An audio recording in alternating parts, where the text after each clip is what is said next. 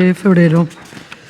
En primer lugar, tenemos la aprobación de las actas de las sesiones anteriores, tanto la del 30 de diciembre como la del 17 de enero.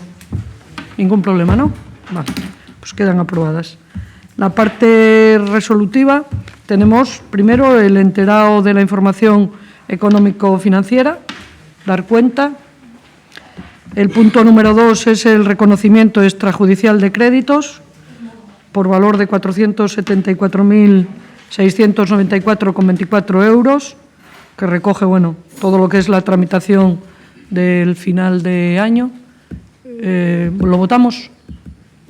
Sí. Esto, Carmen no está, ¿no? Ah, vale, se incorpora Carmen. Vale, ¿no? Para la votación. Vamos en el 2.2, sí. Digo, para contabilizar a efectos de... Vale. Bueno, pues votos a favor del reconocimiento, los del PSOE, los de Izquierda Unida y los de Foro. Votos en contra, ninguno. Abstenciones, las del Partido Popular. Muy bien, pues queda aprobado. De la misma manera es el reconocimiento también de créditos de la Fundación Deportiva Municipal, en este caso de 106.861 euros. Lo mismo, votos a favor, los del PSOE, los de Izquierda Unida y Foro. Votos en contra, ninguno. Abstenciones, los del Partido Popular. Muy bien. En la Fundación de Cultura, ¿repetimos la votación? Sí. Pues levantamos votos a favor, los del PSOE, los de Izquierda Unida y los de Foro, y abstenciones, las del Partido Popular. Muy bien. El punto número 5 es dejar sin efecto un acuerdo de modificación de complemento específico de los empleados de la Fundación de Cultura. Se vio también en la Comisión de Hacienda. Me imagino que este tema es por unanimidad, ¿verdad? Sí. Ah, se abstiene. Es el punto número 5 y votos a favor los del PSOE, los del PP y los de Foro, y se abstiene Izquierda Unida. Muy bien. El punto número 6 es una modificación de la RPT y de la plantilla municipal, crear una plaza de personal funcionario en la escala de Administración General, amortizando una plaza de otra subescala. ¿Aquí unanimidad? No. Bien, pues votos a favor, los del PSOE, votos en contra, ninguno. Así, votos en contra, Izquierda Unida, y abstención, PP y Foro. Muy bien. Bueno, no estamos abordando porque ya se han abordado en la comisión, ¿no? Todo el mundo conoce el contenido. El punto número 7 es la readscripción de varios puestos de trabajo. ¿Lo votamos también? En este caso, ¿unanimidad? Sí, unanimidad en este caso, de la readscripción de varios puestos de trabajo, unanimidad. El punto número 8 es la reclasificación de plaza de policía local. En este caso, de un titular policía local. ¿Unanimidad también? Sí, unanimidad, de acuerdo. Bueno, es la ejecución de una sentencia del Tribunal Superior de Justicia de Asturias y me imagino que lo mismo será por unanimidad. Sí, pues por unanimidad, el punto número 9. Bien, el punto número 10. El punto número 10 trata de la propuesta de las fiestas locales para el año 2015, que serían o serán el 6 de abril y el 28 de agosto, lunes de Pascua y San Agustín. Unanimidad también, ¿verdad? Sí, sí, unanimidad. Las fiestas. Vamos al punto número 11, que es la cuestión sobre el conflicto en defensa de la autonomía local. La propuesta de iniciar el trámite para la formalización de este conflicto, solicitar el dictamen del Consejo de Estado y facultarme a mí para la realización de los trámites. Creo que es suficientemente conocida la cuestión. ¿Hacemos alguna intervención inicial, Luis Ramón? ¿Hacemos alguna? No. Entramos entonces en el debate, sabiendo también que el Partido Popular ha incorporado una moción en el punto de mociones con el contenido de este punto y que servirá, la defensa de la moción del PP, servirá como base para las intervenciones que realice el Partido Popular, con lo cual Después, en la moción, simplemente la votaremos. ¿De acuerdo? Y también el Partido Popular pidió ayer que se anexase un informe jurídico que se anexará al final en este punto. ¿De acuerdo? Entonces empezamos por Izquierda Unida. Sí, Cueli. Sí, buenos días. Y vamos a iniciar el debate sobre la reforma local del Partido Popular.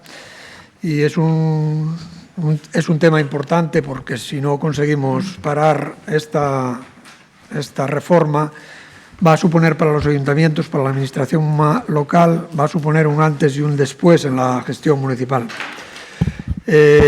Una de las cosas que hace esta reforma es tutelar a los ayuntamientos, y desde Izquierda Unida, desde luego, nos negamos a que los ayuntamientos seamos meras oficinas administrativas bajo la tutela de otra administración o del ministro correspondiente, del ministro de turno.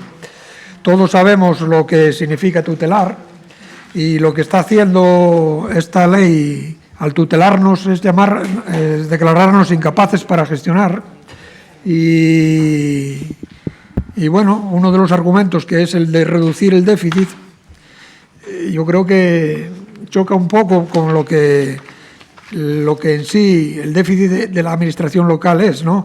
La administración local es la administración que menos porcentaje de déficit tiene de deuda pública, menos porcentaje aporta de deuda pública de todas las administraciones, no llega al 4%. Hay que reseñar que el ayuntamiento más endeudado es el de Madrid, el que gobierna el Partido Popular, y ronda los 6.000 millones de euros. La mayor parte de la deuda es de ese ayuntamiento. Esta reforma va a suponer un cambio de modelo de Estado y que termina nada más y nada menos con el municipalismo. Los ayuntamientos van a dejar de ser instituciones autónomas de gobierno local para ser meros gestores de lo que les manden, lo que les dicten otras administraciones. Lo que se está haciendo con la vuelta al tutelaje sobre los ayuntamientos, el gobierno del PP lo que está haciendo es despreciar a los ayuntamientos. No nos considera como una parte de Estado en términos de igualdad con el resto de administraciones, y también lo que está haciendo es desmantelar la democracia local de nuestros pueblos y nuestras ciudades. Y con esta ley las alternativas para la mayoría de los ayuntamientos van a ser suprimir servicios públicos o privatizarlos, nada más y nada menos que esto. Bueno, es uno de los objetivos. Esta reforma encauza la privatización de los servicios públicos municipales al establecer el llamado coste efectivo de los servicios, un coste efectivo que se fijará bajo los criterios del Ministerio de Hacienda y Administraciones Públicas. Y cuando se hace esto se está hablando ya de privatizar. Y por tanto, de menos poderes, de menos y peores servicios públicos y de pérdida de empleo municipal. Pérdida de empleo municipal va a acarrear esta reforma. Es más, además de un ataque a los ayuntamientos, a la administración local, tampoco respeta la autonomía local ni los estatutos de autonomía, que forma parte del llamado bloque constitucional. Por lo tanto, también es un ataque al modelo autonómico. Ignora las competencias locales que se recogen en los nuevos estatutos de autonomía. Y detrás de todo esto, pues hay, como no podía ser de otra manera, un objetivo ideológico de recentralizar el Estado y poner fin al Estado de las autonomías, que va a traer consecuencias. Los servicios sociales ya no serán atendidos por los ayuntamientos. La reforma muestra la intención literal de favorecer la iniciativa privada, esto no nos sorprende, y ajustarse a los principios de estabilidad presupuestaria y sostenibilidad financiera reconocidos por la Constitución en su artículo 135. Además, las privatizaciones y los recortes de servicios públicos municipales supondrían la pérdida de aproximadamente unos 200.000 puestos de trabajo en toda España, además de precariedad y pérdida de calidad en los servicios prestados, ¿no? Y ahora me gustaría hablar de la gran mentira, la mentira del déficit. Es uno de los argumentos para llevar a cabo esta reforma. Se argumenta que supondrá un ahorro en torno a los 8.000 millones de euros, y aquí es donde se ve claramente las prioridades del Partido Popular. Se detraen con una mano 8.000 millones de euros de las administraciones con menos déficit, repito, y con la otra mano se entregan 40.000 millones al rescate de la banca, una banca ética, una banca solidaria con los ciudadanos, porque les quita el piso pero les deja la deuda, y que lleva consigo además, esta reforma va a llevar consigo una insuficiencia financiera para atender a la ciudadanía en su dimensión más social. Y esto pues es preocupante, ¿no? Tiene un calado ideológico neoliberal hasta en el lenguaje. Habla del Reino de España, habla de el lenguaje que es sujeto a tantas interpretaciones que nos está confundiendo a todos, y que muchos nos tememos que la interpretación que se le pueda llegar a dar, la interpretación final, sea la más restrictiva socialmente hablando, como coste efectivo o financiación adecuada y suficiente. Y bueno, nosotros creemos que esta no es la reforma que necesita la administración local. Sí es necesario que haya una modificación en la reforma, pero no debe de ir en la línea que va esta. Debería de ser una reforma que contara con la participación de los tres niveles del Estado, el nivel central, el autonómico y el local, y donde también la Conferencia Sectorial para Asuntos Locales y la Federación Española de Municipios y Provincias tuvieran un papel preponderante. Debería de contar con una ley de suficiencia financiera para fijar los criterios de financiación local y solventar los conflictos entre administraciones públicas. Debería definir las competencias en virtud de las establecidas en el Estatuto de Autonomía. Debería apostar por la eliminación de las diputaciones provinciales, que son auténticas agencias de colocación clientelares. Debería ser una reforma que evalúe los servicios municipales con criterios sociales, rendición de cuentas a la ciudadanía, no con criterios, no rendición de cuentas a los mercados, como sucede con esta. En definitiva, como decía, todo lo contrario de lo que se nos plantea, ¿no? Es una reforma recentralizadora, es contraria a una democracia avanzada, a una democracia descentralizada, cercana a la ciudadanía. Por lo tanto, la oposición que se debe hacer a esta reforma local es una oposición que va en defensa de la vida democrática de nuestro país. Vulnera las competencias autonómicas y atenta contra la autonomía local que consagra la Constitución, y por tanto es un ataque a nuestra democracia. La Ley para la Racionalización y Sostenibilidad de la Administración Local pretende ajustarse a los principios de austeridad y recortes presupuestarios.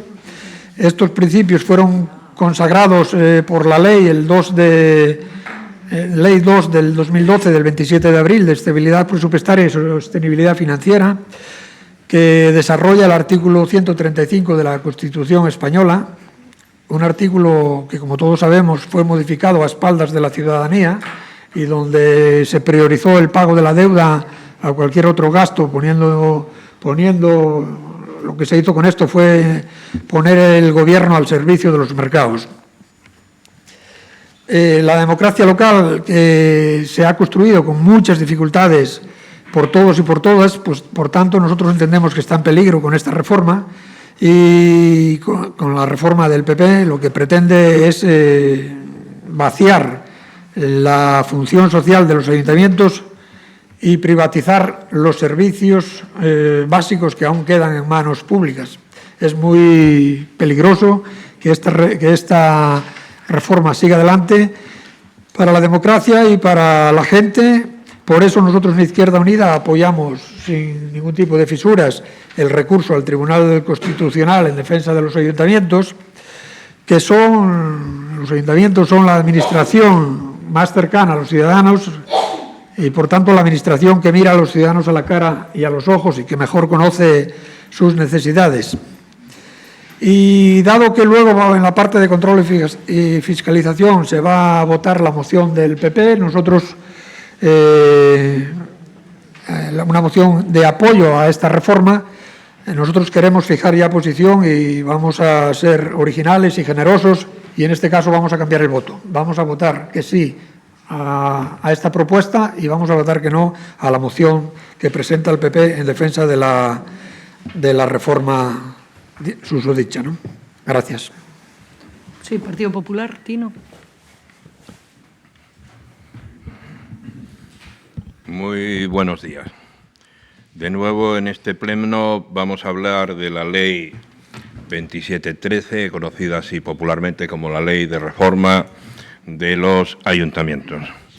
Yo, en nombre del Grupo Municipal del Partido Popular, voy a aportar un informe al acta de este pleno y para ahorraros a todos vosotros la lectura del informe, ahora simplemente lo resumiré. Bueno, este informe empieza, en primer lugar, por la legitimación procesal para interponer un conflicto en defensa de la autonomía local. Coincide con el informe de la secretaria en aclarar cuántos municipios deben de avalar esta propuesta y cuántos habitantes para que pueda ser tenida en cuenta. Por otro lado, habla de los requisitos procedimentales y es que se requiere el acuerdo de las corporaciones locales con mayoría absoluta. Y entrando ya en materia, en lo que se propone, y es el conflicto en defensa de la autonomía local frente a la Ley 2713 de racionalización y sostenibilidad de la administración local, declarando inconstitucional dicha ley. La propuesta se basa principalmente en tres planteamientos. Por un lado, en la vulneración de la configuración constitucional de la autonomía local. En segundo lugar, el desapoderamiento competencial de los municipios, artículos 25 y 26. En tercer lugar, la inclusión de mecanismos de tutela, condicionantes y controles con vulneración de la garantía constitucional de la autonomía local. Y cuarto, vulneración del principio democrático. Disposición adicional sexta. Bien, entrando en detalle ya de estos cuatro planteamientos, el primero, la vulneración de la configuración constitucional de la autonomía.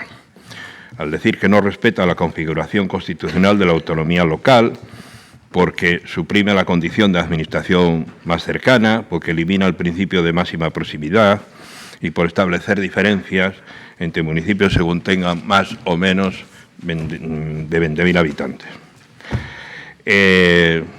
Desde el Alto Tribunal, Tribunal Constitucional, en primera instancia corresponde al Estado el desarrollo normativo del nivel local de gobierno. De una parte, la concreción de la garantía constitucional de la autonomía local y de otra parte, el aseguramiento de un determinado modelo de Estado, en palabras del Tribunal Constitucional, como titulares de un derecho a la autonomía constitucionalmente garantizada, las comunidades locales no pueden ser dejadas en lo que toca a la definición de sus competencias y la configuración de sus órganos de gobierno en la interpretación de que cada comunidad autónoma puede hacer de ese derecho, que corresponde al mismo la fijación de principios o criterios básicos en materia de organización y competencia general de aplicación en todo el Estado. La normativa estatal sobre el régimen local tiende a asegurar un nivel mínimo de autonomía a todas las corporaciones locales en todo el territorio nacional, sea cual sea la comunidad autónoma que estén localizadas. La reforma del artículo 135 de la Constitución, que impone la obligación de cumplimiento del principio de equilibrio presupuestario a las entidades locales y a su posterior desarrollo de la Ley Orgánica de Estabilidad Presupuestaria y Sostenibilidad Financiera. A través de la reforma introducida por esta nueva ley, el legislador estatal ha cumplido la función de readaptar el principio de autonomía local constitucionalmente garantizado al nuevo perfil de las administraciones locales derivado del artículo 135 de la Constitución española, siendo una de las señas de identidad que han de predicarse en las entidades locales. Respecto al desapoderamiento competencial de los municipios con vulneración de la garantía constitucional de la autonomía local, es el segundo reproche, que se centra en el sistema de competencia regulado en los artículos 25 y 26. Hay que recordar que la Constitución española, a diferencia de lo que sucede con los listados competenciales contenidos en los artículos 148 y 149 con relación a la distribución territorial del poder entre el Estado y las comunidades autónomas, no contiene ninguna referencia explícita a las competencias locales. Ha sido el Tribunal Constitucional, a través de su labor, la que ha determinado la relación entre los artículos 149 y 137 en orden a la atribución al Estado del título competencial para determinar el modelo competencial de municipios y provincias. Argumenta el Tribunal Constitucional que corresponde al Estado la competencia para establecer las bases no solo en relación a los aspectos organizativos o institucionales, sino también en relación a las competencias de los entes locales constitucionalmente necesarios. Y por otro lado, los artículos 148 y 149 de la Constitución española nada impide que las comunidades autónomas, en las materias en las que hayan asumido competencias legislativas de sus respectivos estatutos de autonomía, identifiquen las concretas competencias que corresponden al municipio en su legislación sectorial, atribuyéndolas como propias. En tercer lugar, respecto a la inclusión de mecanismos de tutela y controles, la jurisprudencia del Tribunal Constitucional, una de las sentencias, tuvo la ocasión ya de pronunciarse sobre esta materia, aclarando la compatibilidad entre autonomía local y controles administrativos desde el punto de vista constitucional. Ante todo, resulta claro que la autonomía hace referencia a un poder limitado. En efecto, autonomía no es soberanía y aún este poder tiene sus límites, dado que cada organización territorial dotada de autonomía es una parte del todo. En ningún caso el principio de autonomía puede oponerse al de la unidad, sino que es precisamente dentro de este donde alcanza su verdadero sentido, como expresa el artículo 2 de la Constitución. La Constitución avala también la existencia de controles administrativos.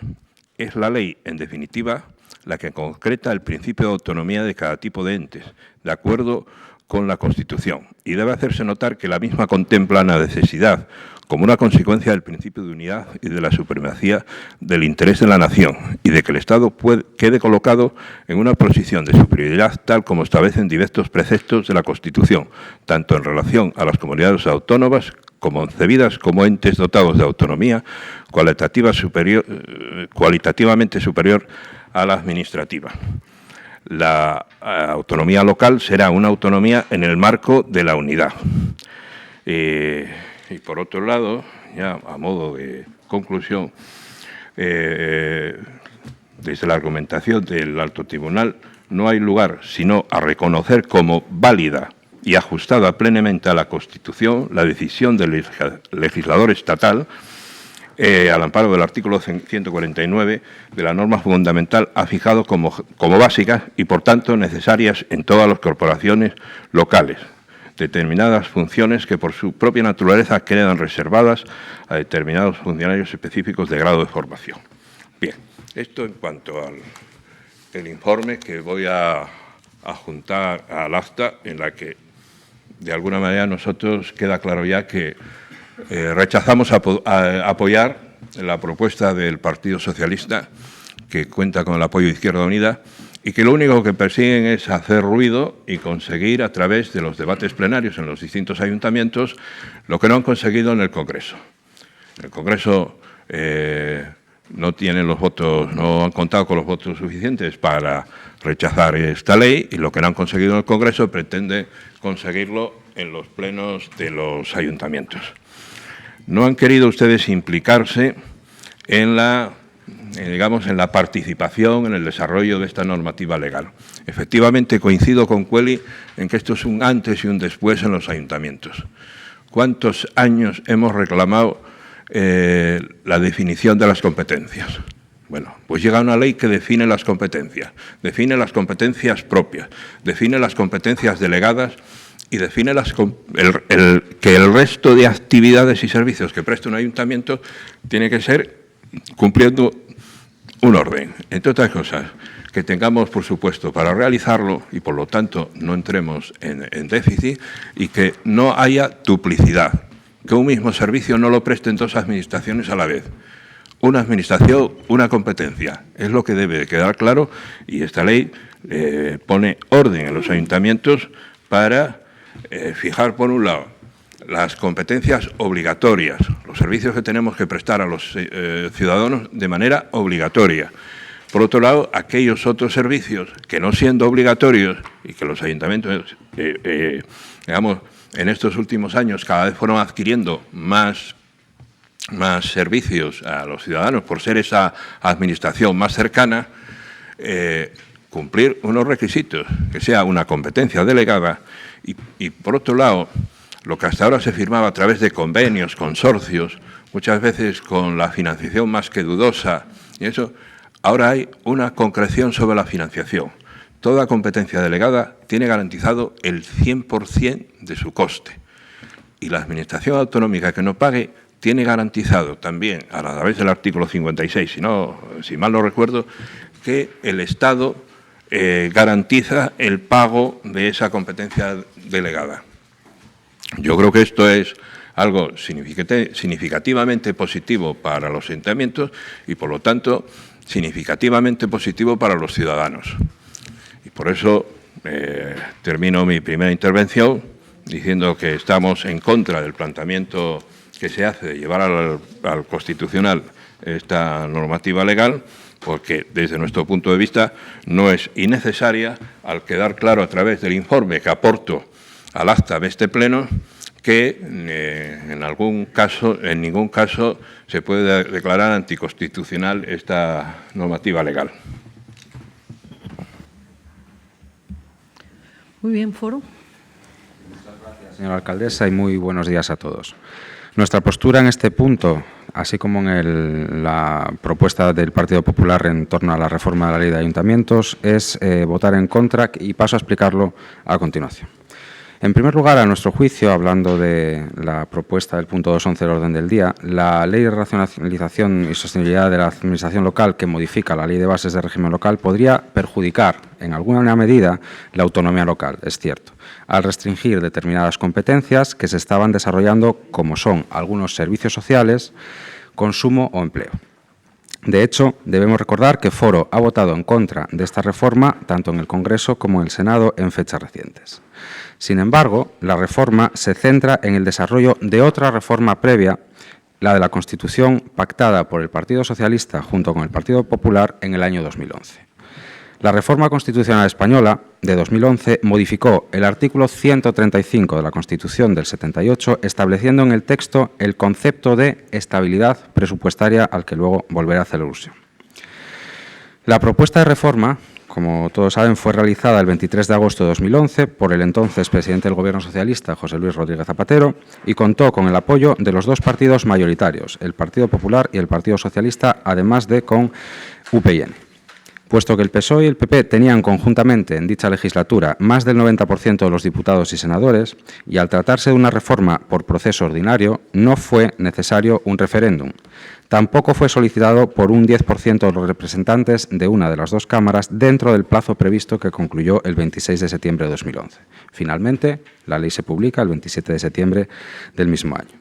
Sin embargo, el resto de partidos representados en la Cámara se mostraron descontentos ante dicha reforma, en la que, según ellos, no se les había llamado a la negociación, lo que les llevó a acusar a ambos partidos de romper el proceso constituyente hasta ahora establecido. Por tanto, las restricciones a la autonomía local las pactaron el Partido Socialista y el Partido Popular cuando incluyeron en el artículo 35 de la Constitución lo siguiente, dos puntos que leo del artículo. 1. Todas las administraciones públicas adecuarán sus actuaciones al principio de estabilidad presupuestaria. Y esto no es que lo esté diciendo yo ahora, el propio informe que la alcaldesa hizo llegar a este concejal en mano, que hace alusión a la valoración que hacen del anteproyecto de ley, dice en el artículo 1, apartado 2, que se añade eficiencia y eficacia y con estricta sujeción a la norma de estabilidad presupuestaria y solidaridad financiera, y la valoración que se hace de esta inclusión es que la atribución de la autonomía a las entidades locales por las leyes del Estado o de las comunidades autónomas ha de perseguir eficacia, eficiencia y el cumplimiento de la normativa de estabilidad presupuestaria y financiera, aquello que hablábamos de la reforma constitucional. Es el punto 1. Y en segundo lugar, el punto 2 de la modificación dice: el Estado y las comunidades autónomas no podrán incurrir en un déficit estructural que supere los márgenes establecidos, en su caso por la Unión Europea, para los Estados miembros. Una ley orgánica fijará el déficit estructural máximo permitido al Estado y a las comunidades autónomas en relación con su Producto Interior Bruto, y las entidades locales deberán presentar equilibrio presupuestario. La última frase del artículo 135.2 de la reciente reforma de la Constitución es la mayor limitación que se ha puesto a la denominada autonomía local. Y ahora el Partido Socialista lo que trata de hacer es tapar sus vergüenzas y lo maquilla con una pseudoiniciativa que, a nuestro juicio, busca más propaganda que otra cosa, y se formula con evidentes tintes electoralistas de cara a las elecciones europeas próximas. Por tanto, entendemos que la autonomía local ya fue limitada por el Partido Socialista junto con el Partido Popular en el año 2011. En segundo lugar, en cuanto al procedimiento en sí, parece que el PSOE pretende utilizar los ayuntamientos para que sufraguen los gastos al indicarnos que ya una procuradora determinada se encargará de esto, si no recuerdo mal, y en Junta de Portavoces lo que pagaría este ayuntamiento sería unos 600 euros, obviando la representación legal que tenga cada ayuntamiento con sus servicios jurídicos, con una representación independiente, pero pagada con impuestos de todos los españoles. Por tanto, lo que tampoco vamos a contribuir es a ayudar al PSOE a hacer oposición al Partido Popular, y menos con recursos públicos. Lo que sí hace el PSOE es que, ante la falta de ideas y el fracaso de su proyecto político, es recurrir a ocurrencias para justificar los continuos errores de su reciente pasado. En tercer lugar, esta parece más una moción estratégica y estética que otra cosa, que solo pretende titulares en prensa, mediáticos y políticos, sobre todo desde el Partido Socialista en periodo preelectoral, repito, de modo oportunista y bajo la representación que designa el propio PSOE. Y Foro, como digo, no va a ser comparsa en esta estrategia. Y ya por último, en cuanto a la moción o al punto defendido por el Partido Socialista, el PSOE durante el debate parlamentario, y esto es importante recalcarlo, no singularizó ni dedicó tiempo al asunto de la autonomía local en sus enmiendas, curiosamente a diferencia de Foro, y no lo empleó como fundamentos, al menos hasta la fecha. Igualmente, conviene recordar que en el debate del Congreso los socialistas no votaron a favor de ninguna de las 34 enmiendas que Foro planteó a dicha ley, curiosamente, muchas de ellas precisamente encaminadas a preservar la autonomía local que ahora el PSOE se empeña en defender.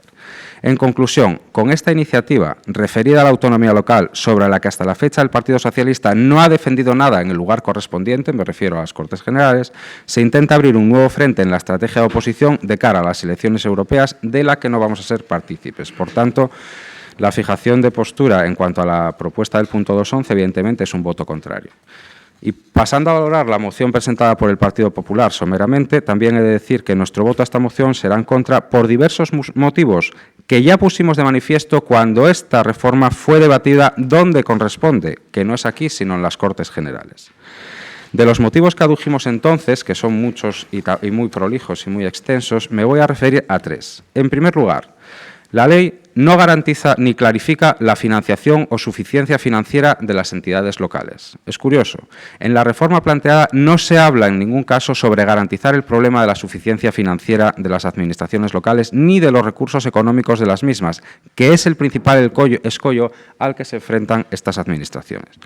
Los objetivos que se fijan en esta reforma enmascaran restricciones de competencias y de servicios a determinados ayuntamientos a favor de otras administraciones. Deja muy poco margen acogen a las entidades locales menores y se expresa el término racionalización como sinónimo de supresión en algunas ocasiones, atentando incluso contra la autonomía institucional de los ayuntamientos y contra el principio de descentralización en la gestión pública. Asimismo, no se tiene en cuenta en que existen más de 8.000 municipios en España, cada uno con sus peculiaridades geográficas o de extensión territorial, de comunicaciones y de servicios públicos de transporte, que permiten al ciudadano acceder de modo cercano, pero solamente 150 sobrepasan los 50.000 habitantes. Y son estos los que tienen la capacidad de preservar servicios diversificados con cuerpos de funcionarios profesionales o a través de empresas especializadas de gestión. Y ello porque tienen haciendas propias de un cierto volumen. De ahí que sea de suma importancia que en cualquier reforma en materia de administración local se deba abordar con claridad el asunto de la financiación, tanto su participación en los tributos del Estado como en los de las comunidades autónomas. El segundo argumento que en su día esgrimimos en el Congreso de los Diputados, en las Cortes, respecto al voto contrario, es que se pone en peligro o se vacía de contenido a los concejos de menos de 20.000 habitantes, pretendiendo o abocando a los mismos de modo encubierto a su fusión para eliminar el número de estos. Lo más preocupante es que se deja en manos de otra administración el hecho de arrebatar o no competencias a los municipios menores de 20.000 habitantes, apoyándose en unos estándares que se remiten y relacionan con vaguedad a la sostenibilidad financiera. Por tanto, la decisión quedará en manos de determinaciones y alcance de los criterios que tenga el Ejecutivo de España en cada momento concreto y del color que sea, creando por ello inseguridad jurídica tanto a dichas entidades locales como a sus administrados, con el peligro además de vaciar de contenido a municipios pequeños, encaminándolos a su desaparición o fusión con otros de mayor número de población.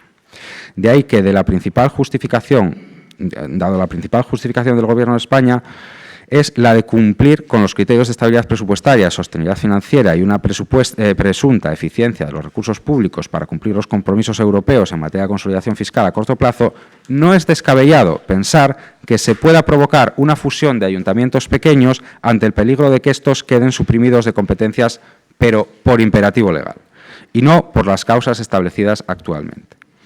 Por ello, desde Foro creemos que este hecho consiste en un indicio más que razonable para sospechar de la pretensión del Gobierno de España hacia una fusión encubierta de concejos, encubriendo con todo ello y en todo momento estas intenciones. Y finalmente, y por no alargarme más, el tercer motivo por el que votamos en contra de esta ley es que no se dignifica la labor desempeñada por los cargos electos ni se fomenta la participación de los mismos en los distintos procesos electorales. Sin embargo, en los concejos, curiosamente, mayores de 20.000 habitantes, y en eso Avilés es uno de ellos, se fomenta la proliferación de asesores y cargos no electos de libre designación. Y esto es algo a lo que desde Foro nos oponemos radicalmente.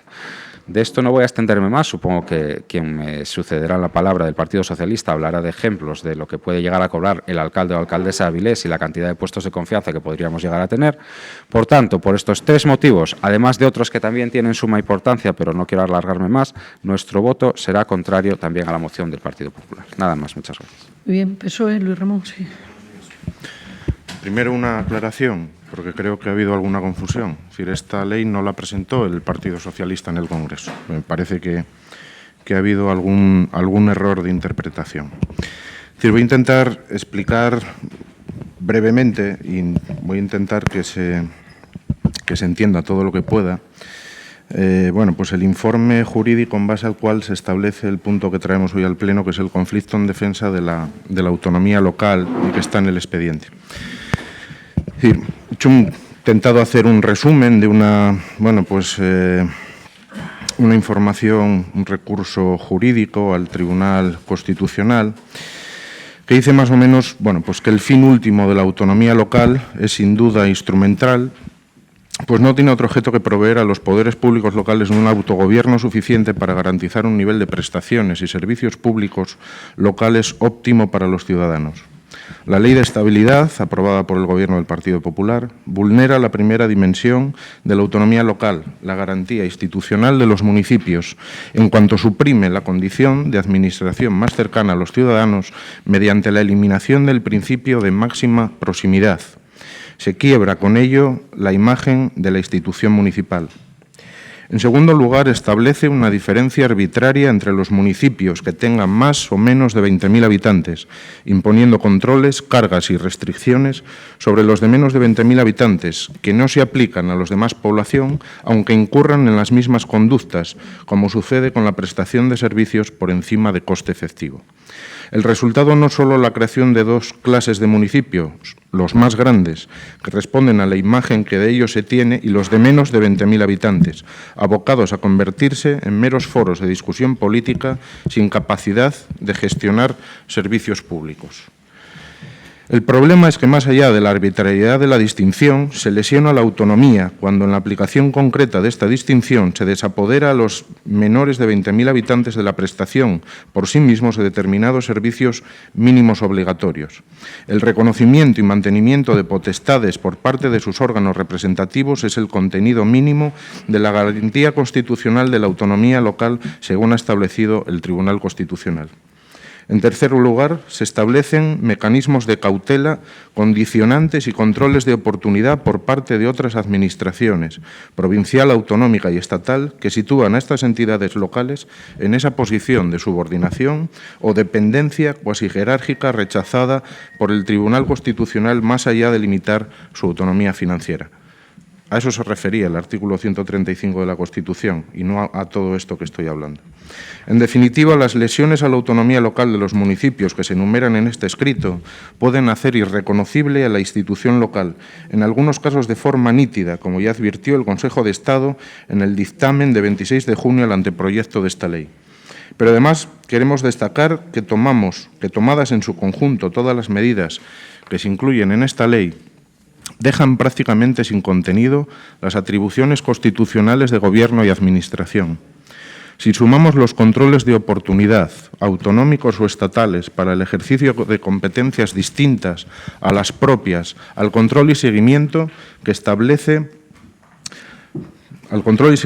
ejerce la Diputación para la prestación integrada de determinados servicios para municipios con población inferior a 20.000 habitantes, junto a la supresión de competencias sobre determinados servicios y a la práctica imposibilidad de hacer efectivo el principio de subsidiariedad, estamos en condiciones de concluir que con esta ley los municipios, especialmente los menores de 20.000 habitantes, han degradado su condición a la de simple nombre. Y hace referencia también a varias partes que entendemos que son importantes en la redacción de la ley. Y se refieren en concreto al artículo 7.4, que se refiere a la posibilidad que tienen las administraciones locales de poder continuar con la prestación de alguno de los servicios que la ley entiende que son no delegables. Dice que entendemos que la nueva redacción del artículo 7.4 lesiona la autonomía local en cuanto no elimina la posibilidad de que los municipios ejerzan competencias distintas a las propias, sino que hace depender el ejercicio de esas competencias de los informes previos y vinculantes de otras administraciones que decidirán, por tanto, unilateralmente si el municipio puede ejercer una determinada competencia. El artículo 7.4 dice así: las entidades locales solo podrán ejercer competencias distintas de las propias y de las atribuidas por delegación cuando no se ponga en riesgo la sostenibilidad financiera del conjunto de la hacienda municipal, de acuerdo con los requerimientos de la legislación de estabilidad presupuestaria y sostenibilidad financiera, y no se incurra en un supuesto de ejecución simultánea del mismo servicio público con otra administración pública. Eso es lo que dice el artículo 7.4. Hablan también sobre ese concepto que utiliza la ley, que es el de duplicidad. Dice: la concurrencia no implica necesariamente ejecución simultánea o duplicidad, sino que puede suponer complementariedad. Sin embargo, el problema es que esta valoración no puede hacerla la Administración local en función de esta ley, sino que corresponde con carácter vinculante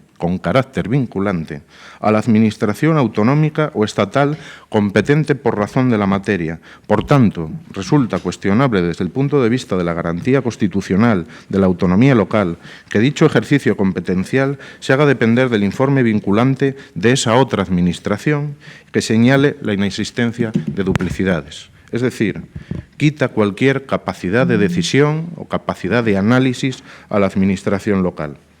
Uno de los dos objetivos de la Ley de Racionalización es precisamente clarificar lo que denomina como un complejo sistema de competencias locales. Sin embargo, esa pretendida clarificación no se ha conseguido, pues lo que deriva de la nueva regulación legal es más bien la confusión en torno a qué es competencia de los municipios y, como se acaba de señalar, se condiciona el ejercicio de determinadas competencias que se califican como distintas de las propias y de las ejercidas por delegación al cumplimiento de dos requisitos que afectan en ambos casos al núcleo de la autonomía municipal constitucionalmente garantizada. La supresión del artículo 28 de la Ley de Bases de Régimen Local conlleva que buena parte de las actividades complementarias que desarrollaban los municipios españoles hayan quedado sin aparente cobertura legal, con el consiguiente sacrificio del autogobierno local que supone eliminar una parte de su cartera de servicios. Y hace también de referencia a la limitación de instrumentos y cómo la propia ley encauza cuál tiene que ser el régimen de gestión de las autonomías locales, excluyendo prácticamente cualquier posibilidad de constitución de consorcios, de empresas públicas o de gestión directa de los servicios, abriendo lo que entendemos que hace la ley, que no es una privatización directa de los servicios públicos, sino una no prestación de servicios públicos que pueda cubrir el sector privado. Y ahí ya no hablamos de modelos de gestión, ahí ya no hablamos de la titularidad de un servicio público que determinado ayuntamiento establezca si prefiere realizarlo a través de una empresa pública, de un consorcio o de la gestión directa, o bien a través de una empresa privada. No estamos hablando de eso. Aquí se quita esa capacidad. Se quita la capacidad de poder hacer determinadas cosas para crear, una vez más y en otro ámbito, una gran bolsa de negocio privado. Dice que la aprehensión restrictiva de los consorcios choca, por ejemplo, con el derecho de los municipios a asociarse en aras al cumplimiento adecuado de sus competencias, reconocido en el marco de la autonomía legal por la Carta Europea de la Autonomía Local, y la propia limitación es aún menos justificada si tenemos en cuenta que la propia ley regula con detalle los consorcios, completando y aclarando su régimen jurídico. Es, en definitiva, esta ley una ley que va en contra de la autonomía local, que va en contra de la capacidad democrática de decisión de las corporaciones locales. Y ahora voy a hablar del ayuntamiento que nos toca, que es de uno de más de 20.000 habitantes y de más de 50.000 habitantes. Limita la capacidad democrática en cuanto a que los ciudadanos tienen el derecho de poder decidir cuál es la ideología, cuál es el partido y cuál es la línea que quiere seguir democráticamente en unas elecciones y que quiere tener para su ayuntamiento. Deja a expensas, como decía el informe del recurso al Constitucional, a los informes de otras administraciones la capacidad de decisión. La capacidad de decisión no ya en tanto la autonomía financiera o la ley a la que hacía referencia Foro para echar la culpa al PSOE de esto, de estabilidad presupuestaria, va muchísimo más allá. La Ley de Estabilidad Presupuestaria es el marco normativo que ha utilizado el PP para dar la vuelta al sistema municipal y al sistema de derechos de la ciudadanía para poder decidir democráticamente cómo quieren que se les gobierne. Sitúa la acción política por debajo de un interés económico y, es más, por debajo del criterio técnico, porque todos esos informes que hay que pedir a diferentes administraciones no se realizan desde un punto de vista político, desde un punto de vista ideológico o con una determinada decisión o una determinada visión de cuál tiene que ser la sociedad, sino desde un punto de vista técnico estrictamente económico. No han contado para la elaboración de esta ley ni con el Congreso, ni con la CEN, ni con los ayuntamientos, no han contado con nadie. La han sacado solos la primera vez. La segunda la han sacado con el PNV. Y por eso esta ley tiene, yo creo que un récord, cualquiera de las leyes que apruebe el Congreso, porque las disposiciones adicionales son las que permitieron que pudieran llegar a acuerdos con las autonomías forales, con las autonomías históricas. Tiene 6 disposiciones finales, creo que tiene 8 disposiciones, tiene 11 disposiciones transitorias y tiene 18 disposiciones adicionales. Es decir, ese es el tránsito de la ley que les llevó a dejar que las autonomías forales puedan seguir haciendo lo que hasta ahora hacíamos todos los ayuntamientos y por eso tuvieron su apoyo. Han creado una figura que todavía nadie es capaz de definir, que es la figura del coste efectivo, que modificaron desde el anteproyecto de ley, que nadie es capaz de definir, porque a pesar de que la ley está en vigor desde el día 2 de enero, fijan a noviembre de este año la realización de ese coste efectivo en función del envío de las administraciones locales a las administraciones autonómicas de cuáles son sus costes. Y usted nos dice hoy en la prensa que a qué esperamos para firmar algo con el Principado si la ley lleva ya 2 meses. ¿No se leyó usted la ley para saber qué hace falta saber cuál es el coste efectivo para poder hacer eso? ¿No habla usted con sus compañeros de partido para saber que todas las autonomías o todas las diputaciones no saben qué hacer con esta ley, que tienen reuniones permanentes con secretarios, interventores municipales para ver si son capaces de llegar a algún criterio que pueda establecerse con un carácter homogéneo para todo el país? Y hablan ustedes además de duplicidades.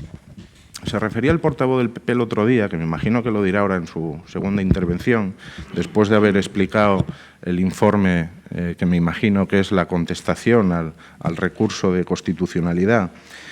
Se refiere la ley a las duplicidades y ponía el portavoz del Partido Popular el otro día el ejemplo de Ruasa. Yo creo que no podía haber elegido ejemplo peor. Es decir, ¿por qué un ayuntamiento, en base a la decisión democrática que sus ciudadanos han tomado, no puede tener políticas más allá de las que establezcan y las que realicen autonomías o el propio Estado? ¿Qué tiene de malo Ruasa? ¿Es que Ruasa aporta algo que le sobre a la ciudad de Avilés? ¿Le aporta el sentido, la decisión democrática de este Pleno de crear una empresa pública, de destinar dinero de los impuestos de los ciudadanos a esa empresa pública para que haga, entre otras cosas, y que ponga a disposición de los ciudadanos que tengan dificultades una vivienda en alquiler en un régimen económico razonable? ¿De verdad ustedes creen que sobra eso? ¿Qué va a hacer el PP en los ayuntamientos donde está gobernando? ¿Va a pedir a las diputaciones o las administraciones autonómicas seguir haciendo lo mismo que los ayuntamientos estaban hasta ahora? ¿Usted cree que hay algún alcalde del PP que no quiera seguir prestando los mismos servicios a los ciudadanos? Si ustedes no asumen esas competencias delegables, si sus ayuntamientos no acuden a este artículo del 7.4, ¿cuál es el programa con el que se van a presentar el Partido Popular a unas elecciones? ¿Solo con el que se refiere a las competencias dignas y propias que establece la ley? Es decir, el urbanismo, que es el planeamiento, la gestión y la ejecución de la disciplina urbanística, el medio ambiente urbano, el abastecimiento de agua, la infraestructura viaria, la evaluación e información de la necesidad social, la policía local, el tráfico, la información, las ferias, la protección de la salubridad pública y los cementerios. Se va a presentar, ¿usted cree de verdad que algún grupo del Partido Popular se va a presentar a unas elecciones de cara para pedir el voto de los ciudadanos diciendo que van a arreglar los cementerios municipales? ¿Usted se lo cree de verdad? Yo creo que no.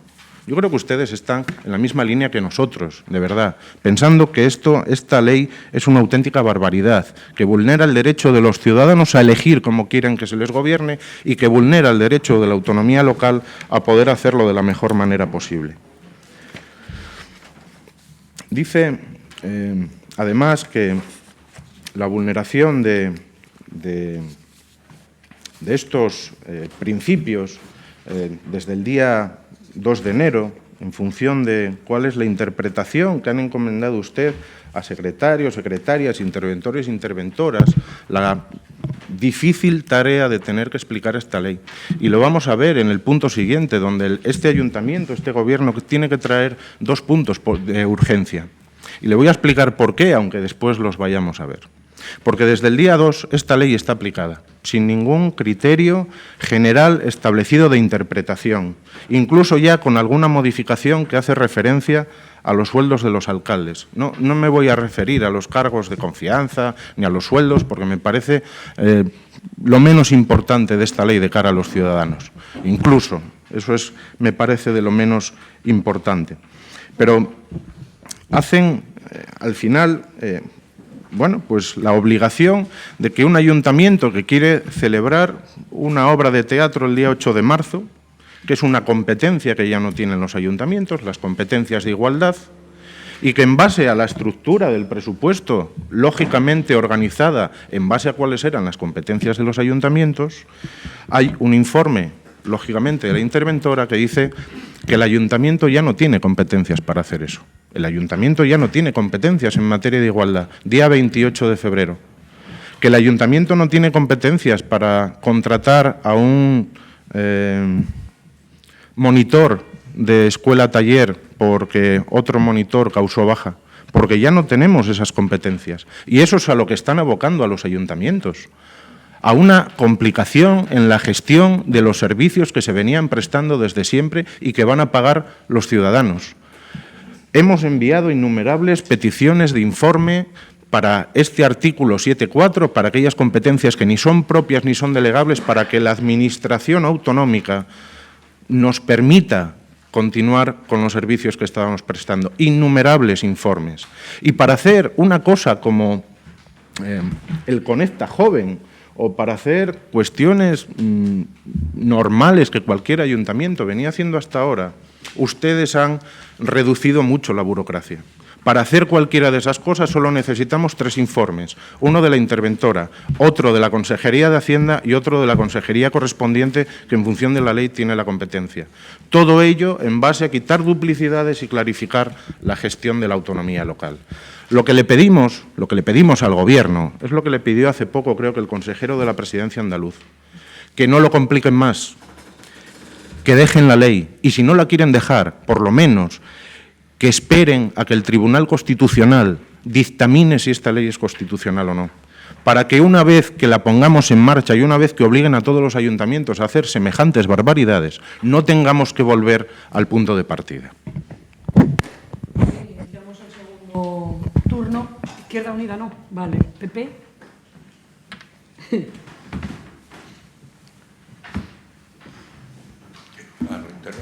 No, no interviene, no. Bueno, buenos días de nuevo. Y ahora ya contestando a las intervenciones de los compañeros. Izquierda Unida ha planteado panorama tremendista, por el cual casi lo que procede es cerrar el ayuntamiento y tirar la llave a la ría, porque total ya esto se acaba, ya esto no, el ayuntamiento no sirve para nada, le quitan las competencias, la autonomía. Bien, rechazaba usted la tutela, el cambio de modelo de Estado, hablaba de privatizar, hablaba de pérdida de empleo, no respeta la autonomía, la mentira del déficit. Bien, tremendismo puro. Vamos a ir un poco clarificando tema por tema. Dice que no clarifica las competencias municipales. Mire, la ley asegura la prestación de servicios obligatorios con independencia del lugar de residencia de los ciudadanos. Y realiza una actualización de las competencias. El artículo 7.4, que no le repito porque ya se encargó Huerga de ello. Solo se podrán prestar competencias no obligatorias cuando estén aseguradas las obligatorias. Es el compromiso que tenemos adquirido con los ciudadanos, garantizarles la seguridad, la iluminación, las calles, etcétera. Por otro lado, sin embargo, el artículo 25, donde antes se decía que podíamos dedicarnos a toda clase de actividades, ahora se dice que se puede promover actividades y prestar servicios públicos en el marco de la estabilidad presupuestaria. Y en esto tengo que decirle a Foro, ¿es malo, es negativo el equilibrio presupuestario? Yo creo que el generar déficit sin ningún tipo de control en un ayuntamiento, eso no es autonomía local, eso es seguir aumentando los pufos y las deudas de un ayuntamiento. Con lo cual, de alguna manera, ponemos orden en que se gaste lo que podemos, que es lo que ingresamos, lo que los ciudadanos con sus impuestos destinan a las administraciones para que prestemos los servicios y no entrar en una carrera desbocada de generar un déficit incontrolable. Por otro lado, el informe del Consejo de Estado dice en su página 26 que la definición de un nuevo esquema de determinación de competencias locales es sin duda uno de los aspectos más relevantes. Cito el informe del Consejo de Estado. Se dice que no simplifica la estructura de la administración local.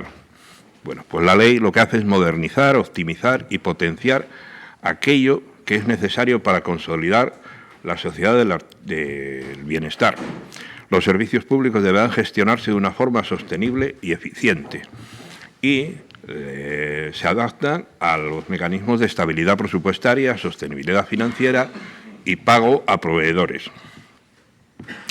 Lo de evitar duplicidades. El 7.4 dice que las entidades locales solo podrán ejercer competencias distintas de las propias y de las atribuidas por delegación cuando no se ponga en riesgo la sostenibilidad financiera del conjunto de los ayuntamientos, de acuerdo con los requerimientos de la legislación de estabilidad presupuestaria y sostenibilidad financiera. Me refiero de nuevo al dictamen del Consejo de Estado, su página 25, que dice: los municipios podrán seguir desplegando su actividad en ámbitos distintos de los definidos en los artículos 25 y 27, si bien la posibilidad se condiciona al cumplimiento de los requisitos previstos en el artículo 7.4. Cumplir con la ley de estabilidad presupuestaria y no generar duplicidades. Por tanto, se contempla el desarrollo de actividades impropias en los mismos términos que hasta ahora y además es una de las peticiones que se hizo desde la FE al Gobierno de España. Daña la autonomía local. Bueno, pues consideramos que no, porque este proyecto desarrolla un marco competencial que ejerce la autonomía local desde una responsabilidad constitucionalmente protegida. Y se contempla la autonomía local cuando se apela al principio de lealtad institucional entre administraciones, cuando se solicita contemplar el impacto financiero de las decisiones que se acepten en relación al resto de administraciones, cuando se garantiza la cooperación económica en la garantía del pago en el ejercicio de las competencias delegadas en tiempo y forma. Esta es una de las principales novedades. Y por otro lado, el Consejo de Estado, en este caso, dice que la reforma proyectada no determina per se una afectación de la autonomía local de tal intensidad que pueda implicar una vulneración de la garantía institucional. Se dice que daña la vida democrática. Esta reforma no tiene nada que ver con la Ley Orgánica de Régimen Electoral, que regula la vida democrática de nuestro país. Y, por otro lado, gastar menos de lo que se ingresa y gastar en función de lo que se ingresa no daña la vida democrática. Y asegurar la prestación de servicios y que las administraciones velen por un mejor uso de los recursos de los ciudadanos pone a su disposición en modo alguno daña la vida democrática. Es una garantía de futuro para los propios ayuntamientos. Se persigue un modelo territorial que respeta la autonomía municipal y que actúa como palanca de apoyo al municipalismo y se apuesta por la cooperación interterritorial entre administraciones. Los problemas de financiación a que se hizo referencia. La reforma local no es una ley de financiación. La ley de financiación hay un compromiso del Gobierno de España de afrontar por primera vez la reforma de la financiación autonómica y la reforma de la financiación local de manera simultánea y que verán la luz a lo largo del 2014. Respecto a la financiación, el dictamen, vuelvo a referirme al dictamen del Consejo de Estado, que dice que otro de los puntos cardinales a los que se orienta el proyecto es al reforzamiento del control financiero y presupuestario de las entidades locales. Respecto a la privatización, en ninguno de los artículos de la nueva ley aparece la palabra privatización y no es ninguna novedad porque la privatización la hemos llevado en este ayuntamiento, la han llevado en distintos aspectos y con planteamientos desde Izquierda Unida y desde el Partido Socialista. Queda muy poco por privatizar, señor Cuellar, y algunas cosas ustedes han contribuido. En cuanto a la pérdida de empleo, vuelven ustedes a la cultura del miedo en la pérdida de empleos de la Administración. En ningún párrafo se habla de despidos y, sin embargo, sí se habla de la sostenibilidad de servicio y de garantizar las coberturas al ciudadano.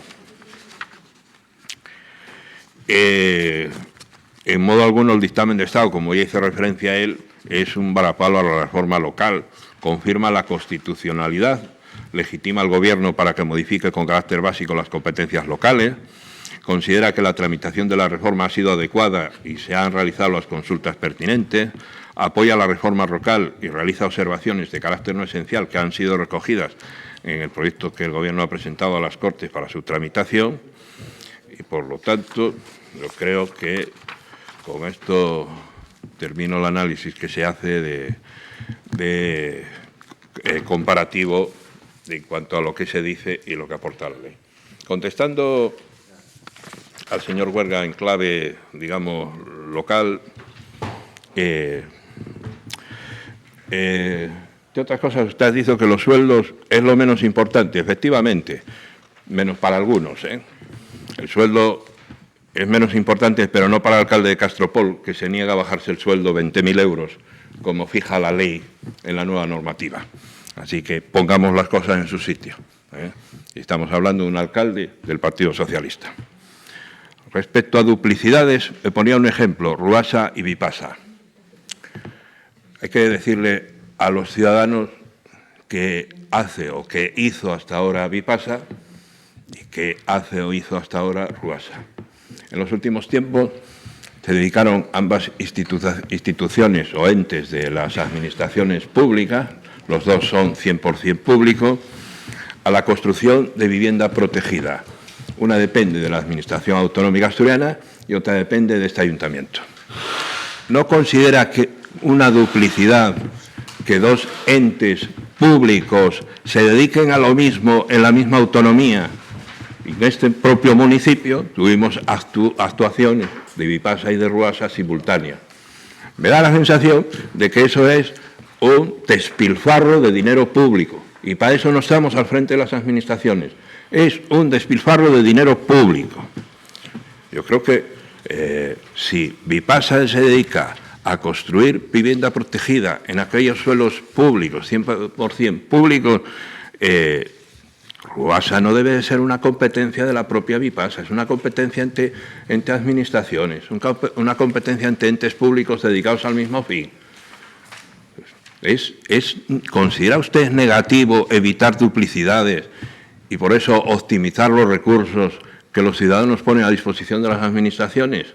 Hombre, admita el objetivo de la ley de optimizar los recursos que ponen los ciudadanos en nuestras manos.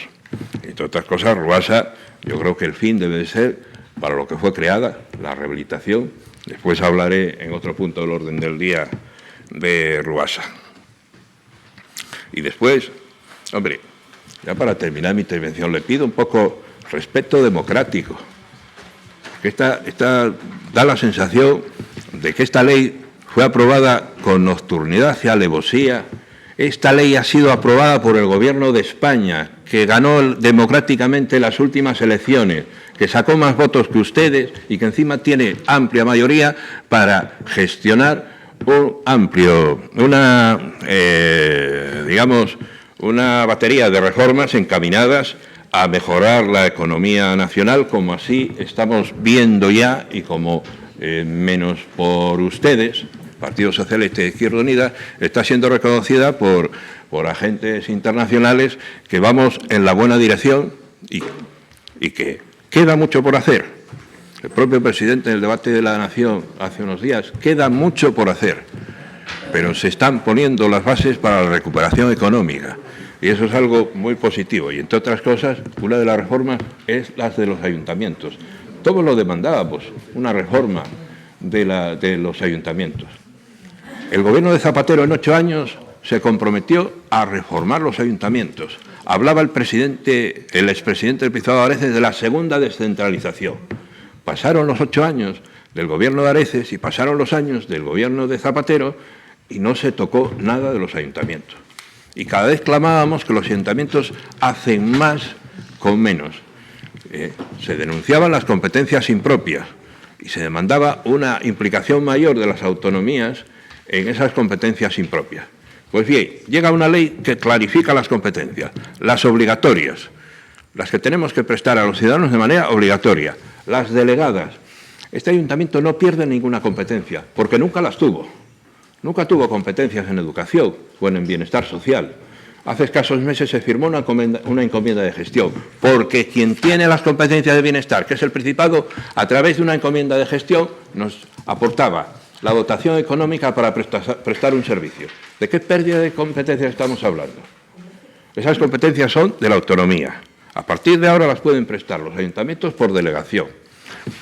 Y aquellos ayuntamientos en situación económica saneada y que cumplen con la ley de estabilidad presupuestaria, nada les impide seguir desarrollando otros servicios que no pertenecen ni a las competencias obligatorias ni a las competencias delegadas.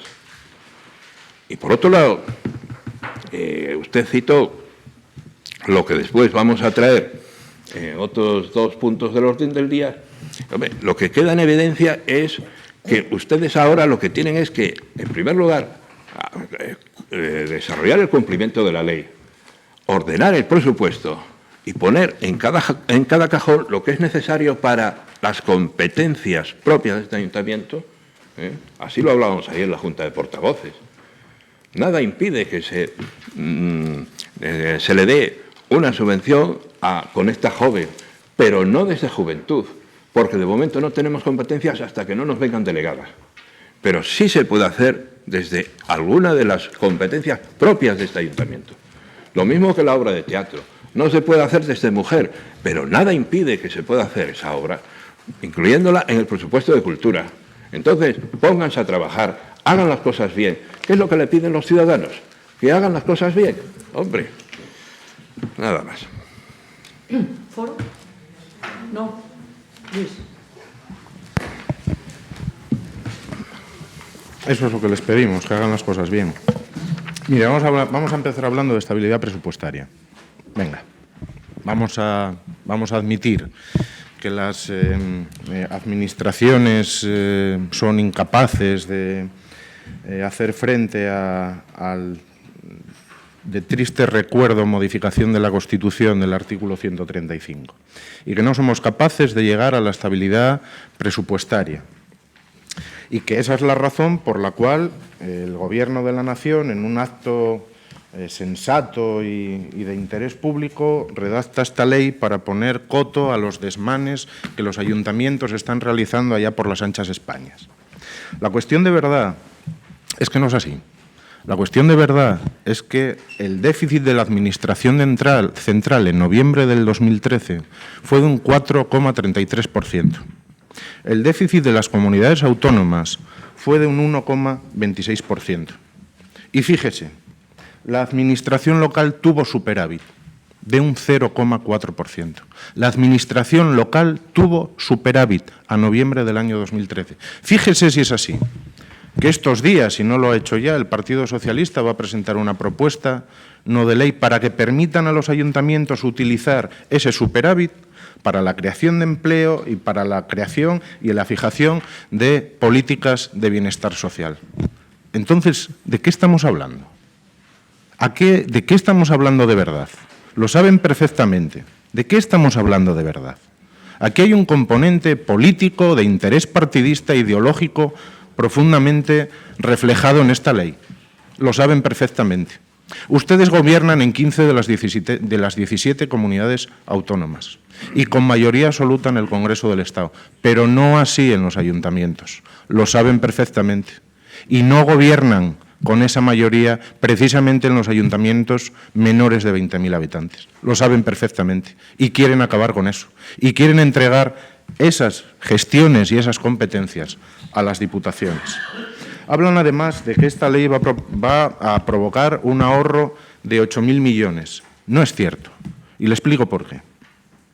Todas aquellas competencias que el ayuntamiento X, en su caso, no quiera seguir prestando y ceda a la comunidad autónoma, la comunidad autónoma, en base a este artículo, el famosísimo ya 7.4, tiene que realizarlo, en las competencias delegadas, me corrijo, en las competencias delegadas, tiene que realizarlo en base a 3 aspectos: que sean competencias propias de la comunidad autónoma, que las financie al 100% la comunidad autónoma, es decir, no se admiten, en función de la ley, aportaciones a más de los ayuntamientos, incluso no siendo competencia propia, incluso no gestionándola, y se tiene que hacer de una manera homogénea en todo el territorio.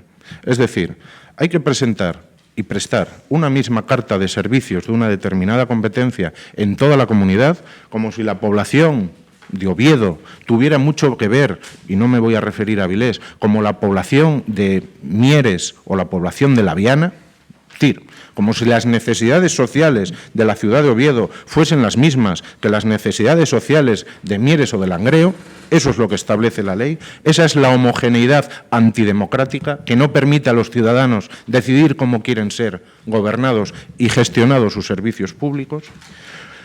Y de esos ayuntamientos que hagan esa delegación de competencias, el Estado y la comunidad autónoma detraerá de los ingresos del Estado esas cantidades que el Principado, en este caso, o que la Diputación, en su caso, necesite para prestar esos servicios que son de su competencia. Es decir, no hay ningún ahorro. Aquí el único ahorro que se produce en esto y en todo en la vida, el único ahorro es de lo que no se gasta y de lo que no se hace. Y estamos hablando de servicios imprescindibles para los ciudadanos. De esos 8.000 millones, que como digo es un dato incierto, voy a poner solo dos ejemplos. 8.000 millones de euros es lo que perdió el Estado con la venta de CaixaNova.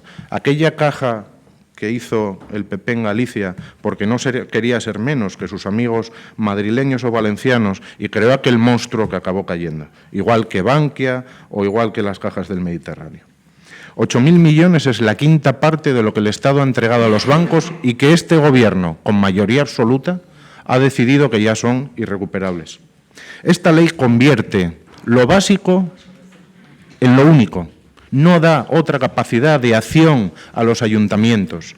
Cede cualquier garantía, cualquier capacidad de decisión, lo cede a las autonomías. Y ustedes aprovechan que estamos en Asturias, donde gobierna el Partido Socialista, afortunadamente, aunque no con mayoría absoluta, y que este ayuntamiento lo gobierna el Partido Socialista, para ya pedir que nosotros nos entendamos con la comunidad autónoma, que no es culpa de la ley del Gobierno, que es culpa de Javier, en todo caso, o culpa de Pilar, que no es capaz de entenderse con su propio Gobierno, o el Gobierno de la autonomía con sus ayuntamientos. Eso es cinismo político. Saben ustedes que no es así, que esto no funciona así, que está ocurriendo lo mismo en todas las autonomías y en todas las diputaciones. Porque es que no hablaron con los ayuntamientos, pero es que tampoco hablaron con las autonomías. Las autonomías están negociando la ley de financiación. En función de esa ley de financiación, serán capaces o no de asumir determinadas competencias. Y aquellas competencias que no sean capaces de asumir porque económicamente es imposible, y después le voy a poner solo un ejemplo que creo que le puede servir, aquellas que no son capaces tendrán que reducirlas por una falta de financiación. Y le voy a poner solo un ejemplo. Sin decirle los datos, porque de memoria no los tengo. ¿Qué es lo que el ayuntamiento recibe en el ejemplo que usted ponía antes, en los servicios sociales? ¿Qué es lo que recibe para esa prestación? ¿Qué es lo que el ayuntamiento pone en base de ese convenio? ¿Y qué es lo que el ayuntamiento pone a más? Porque este ayuntamiento, este pleno y este partido que ha gobernado casi siempre esta ciudad, decidió en su momento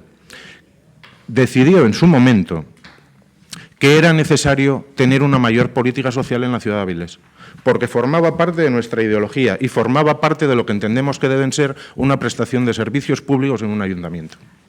Eso no va a poder ocurrir. No va a poder ocurrir. Si esa competencia es delegada, esa competencia no es delegada, vamos a poner por caso. Un ejemplo que evidentemente este ayuntamiento no va a asumir, pero vamos a poner ese ejemplo. El Principado lo asumiría al 100%. Y no se admitirían aportaciones de los ayuntamientos. Pero igual que le digo eso, le digo los comedores escolares, la atención temprana. ¿Por qué un ayuntamiento va a tener dificultades para prestar un servicio como una escuela-taller, como un taller de empleo? Es decir, como los agentes de igualdad de oportunidades. ¿Por qué no vamos a poder subvencionar a la Fundación San Martín en acciones formativas? ¿Por qué tenemos que tener problemas para la formación ocupacional, para la primera experiencia laboral, para las actividades extraescolares, los comedores? ¿Por qué el ayuntamiento va a tener dificultades para hacer la actividad que se hace durante el verano, las tías? para que los críos puedan tener unas actividades y se pueda dar un respiro a sus padres. ¿Me quiere explicar qué gana la ciudadanía con esta ley? No gana nada. No me contestó a la pregunta que le hice. No me contestó cuál es lo que haría el Partido Popular si estuviera gobernando en Avilés. ¿Qué competencias pediría y qué competencias no pediría? Pero es que es más, ustedes, no voy a personalizar en el portavoz, ustedes trajeron hace poco una moción que apoyaba el anteproyecto de ley que se ha modificado. Es decir, ¿qué es lo que apoyan ustedes? Porque el anteproyecto se ha modificado. Pero es que en julio del 2012 ustedes votaron a favor de una moción cuando ya se estaba amenazando con esta ley. Y la moción que ustedes votaron a favor decía así: rechazar cualquier reforma de la ley reguladora de base del régimen local y de la ley electoral que vengan a limitar la autonomía municipal reconocida por la Constitución y que pretenda restar capacidades de decisión a la ciudadanía sobre la administración local y sus representantes. No andábamos muy desencaminados, por lo que estoy viendo. Reafirmar la necesidad de que cualquier reforma de la ley de bases del régimen local debe ir acompañada de una nueva ley de haciendas locales que garantice la suficiencia financiera de las administraciones locales. Fíjese, es que hoy fuimos dando en el clavo. Defender nuestra autonomía municipal como el más eficaz instrumento para hacer realidad el principio de igualdad de oportunidades, al mismo nivel de importancia que las otras administraciones públicas, y la necesidad de abordar en profundidad el debate sobre las necesarias competencias municipales y su financiación adecuada. Ese último párrafo es lo que estaba pidiendo el municipalismo en España. Ya desde la asamblea famosa de Santiago de Compostela, creo que era en La Coruña, en la asamblea de La Coruña, no sé si era en el año 88. Eso es lo que venía pidiendo el municipalismo español. Los que somos profundamente municipalistas y entendemos que son administraciones que han mejorado la calidad de vida de los ciudadanos. Se pedía la definición de las competencias y se pedía la financiación correspondiente para poder prestarla en igualdad de condiciones, ya que los ayuntamientos venían prestando una serie de competencias para los que no tenían financiación, competencias que complementaban, que en base a la complicidad, a la colaboración, a la complementariedad, dependiendo de la realidad municipal de cada ayuntamiento, unos u otros ayuntamientos modificaban cuáles eran las competencias que realizaban para colaborar en la mejoría de la calidad y de vida de los ciudadanos y la prestación de los servicios públicos. Mire, fíjese usted, de verdad, yo creo que lo que acaba de decir sobre Rubasa no se lo cree. Yo creo que decir, como dijo usted ahora, que una empresa municipal, 100% capital público, de la que usted es consejero desde hace bastante tiempo, decir que la actividad de una empresa que compra o tiene o construye edificios y viviendas para ponerlos a un precio y a un alquiler asequible para los ciudadanos es un despilfarro, es una barbaridad de tal calibre que de verdad creo que no, yo creo que usted de verdad no lo piensa. Hace 5 minutos.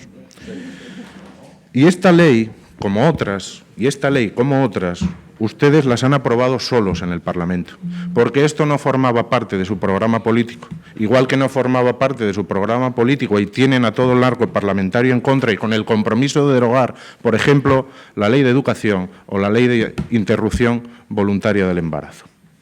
Y para terminar, mire, los ayuntamientos han sido capaces de afrontar grandes retos desde finales del siglo XX, en España en concreto, desde la democracia, con la modernización del país y de la calidad de vida del país, y también en el siglo XXI.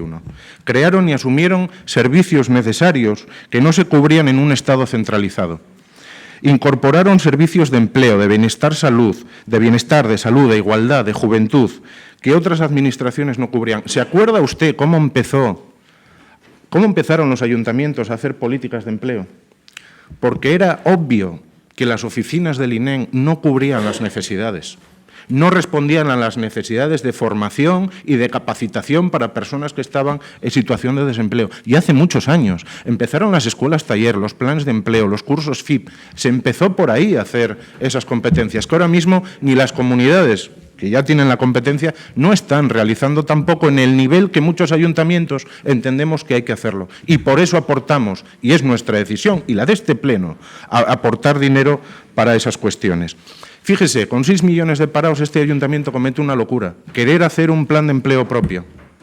Plan de empleo propio Que le digo de dónde salen los dineros. De apagar farolas, sí. Fíjese. Apagamos farolas, ahorramos 600.000 euros y hacemos un plan de empleo propio para dar empleo a los desempleados. Que los ciudadanos nos juzguen.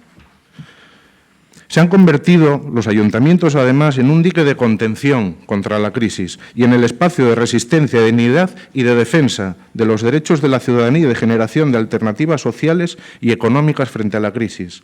Ahora, precisamente ahora, cuando es más necesario que nunca una administración cercana y tener recursos para hacer frente a la realidad social en la que vivimos, el Gobierno del PP aprueba una ley que supone un recorte competencial sin precedentes, que supondrá un retroceso efectivo sobre los servicios que prestan los ayuntamientos en materia social.